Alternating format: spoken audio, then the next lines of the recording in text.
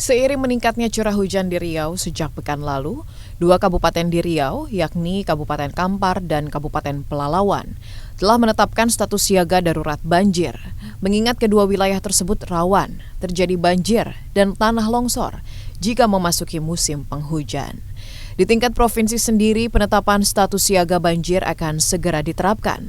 Namun seperti dijelaskan Gubernur Riau Syamsuar saat rapat koordinasi di Gedung Daerah Kota Pekanbaru pada 10 November, masih menunggu penetapan atas satu daerah lagi, yakni Kota Dumai, yang saat ini juga dilanda banjir akibat hujan dan pasang air laut. Penetapan status siaga banjir untuk skala provinsi, kata dia, terkait dengan bantuan dana belanja tak terduga keuangan daerah. Selain juga bantuan langsung dari BNPB setelah menetapkan siaga darurat banjir. Terutama daerah-daerah yang kemungkinan longsor, termasuk juga baik ada lereng ataupun sungai, ini perlu menjadi perhatian dari masing-masing daerah.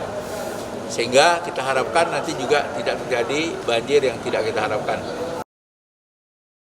Saat ini masyarakat yang berada di wilayah rawan banjir diimbau untuk memerhatikan informasi dari BMKG. Pemerintah Provinsi Riau pun meminta BPBD Kabupaten dan Kota untuk bersiaga di wilayah masing-masing, dengan mempersiapkan segera peralatan dan personel, serta segera berkoordinasi dengan instansi terkait seperti Dinas Sosial dan Basarnas. Dari Pekanbaru Riau, Ervan Setiawan, Kantor Berita Antara, mewartakan.